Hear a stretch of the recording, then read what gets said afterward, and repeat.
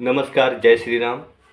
अपनी माता के साथ या अपने परिवार में किसी महिला के साथ आप अत्याचार करते हैं, तो आप बहुत बड़े पाप के भागी बनने वाले हैं। आज का जो ब्लॉग है, वह इसलिए भी आपके लिए आधारित है, आपके लिए ही बनाया गया है, क्योंकि आप उस महिला का अपमान करते हैं, जो एक गृहिणी के होते नाते एक माँ है, एक बहन है, एक संसार को चलाने वाली एक माँ लक्ष्मी का रूप भी है। तो हम किस प्रकार उस माँ का अपमान करते हैं, उस बहन का अपमान करते हैं, उस स्त्री का अपमान करते हैं, अपनी अर्धांगिनी का अपमान करते हैं, जो आने वाले भविष्य के लिए आपके लिए समस्या और आपके लिए परेशानी का सबब बन सकती है। आज का जो ब्लॉग है, गरुड़ पुराण के बताए गए अनुसार मैं कुछ बातें आपको बताने जा रहा हूँ। आप इन बातों का अनुसरण करें। स्त्री का अपमान कभी भी मत करें। स्त्री का आप अपमान करते हैं तो जीवन में सबसे बड़ा कार्य आप गलत जिसे बोलते हैं वही कर रहे हैं, और इससे बड़ा कोई गलत कार्य नहीं हो सकता।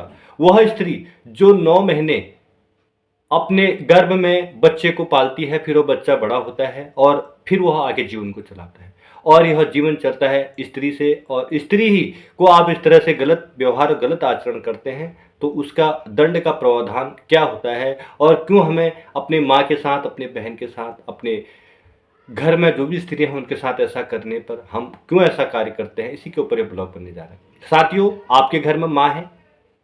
माँ तब बनती है, आपकी वह शिक्षा भी किसी काम की नहीं।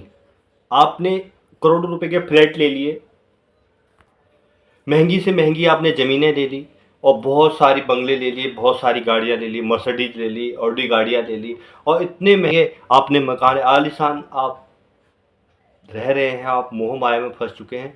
मगर जिस माता ने आपको जन्म दिया, जिस माँ ने आपके 9 महीने अपने कोख में रखा, फिर पालन पोषण किया, आपको इस काबिल बनाया, और उसी माँ की अंगुली पकड़कर आप, उसके धक्के मारकर आप घर से वृद्धाश्रम छोड़ के आ रहे हो, तो इसका प्रावधान भी भगवान ने दिया हुआ है। जो अपनी माँ के साथ इस तरह का कार्य करता है, जो स्त्री के साथ इस तरह का कार्य करता है, जो उस गृहिणी के साथ इस तरह का कार्य करता है, उसे नरक में, कोड़े देखे आपने, कोड़े,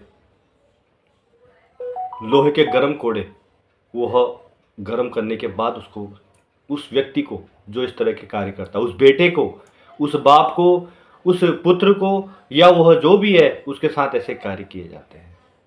अपनी मर्यादा, अपना रहन सहन, और आप लगता है कि वह माँ ही गलत है, तो आपको फिर भी उसके साथ ऐसा काम नहीं करना चाहिए।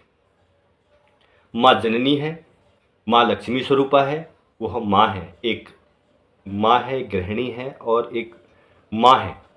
उसके अलावा इस संसार में कोई भी नहीं है। माँ का स्थान सबसे बड़ा है। आपको लगता है, उसे समझाने का प्रयास करें, उसे बताने का प्रयास करें, और आपके साथ कुछ ऐसा घटित होता है कि माँ ही गलत है, तो आप उसे कई प्रकार से समझा सकते हैं, क्योंकि स्त्री का दिल इतना कमज़ोर होता है कि तुरंत पिघल जाती है। तो इस बात का ध्यान रखें। आप जब भी मृत्यु के बाद आपने कोई भी कुकृत्य एक अच्छी स्त्री के लिए, जो आपके घर को संभालती है या समाज में अच्छा कार्य करे, उसके साथ आपने गलत किया है किसी भी प्रकार, तो वह आपके लिए बर्बादी के द्वार, आपके परिवार, कुछ समय बाद आपके परिवार का नुकसान होना शुरू हो जाएगा।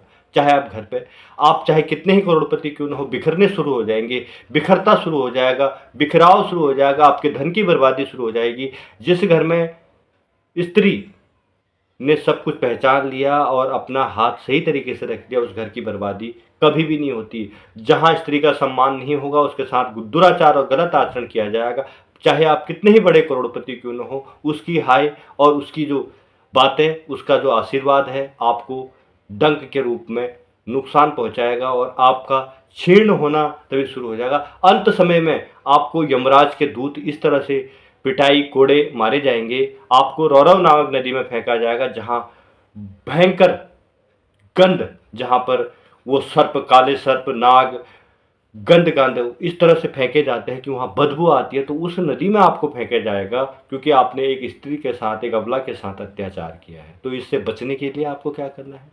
सदैव स्त्री का सम्मान करें, माँ का सम्मान करें, अपनी बहन का सम्मान करें। उन्हें वृद्धाश्रम नहीं, उन्हें घर में हाथ जोड़कर उनका सम्मान कर उन्हें परिवार के साथ रखें, अच्छे कार्य करें।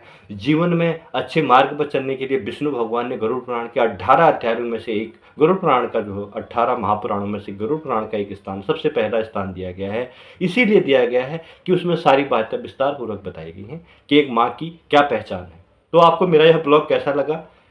माता को, गृहिणी को वृद्धाश्रम नहीं, अपने घर पर पूजा और उनका सम्मान करें। वह एक माँ है, गृहिणी है और आप जगत की पालक है।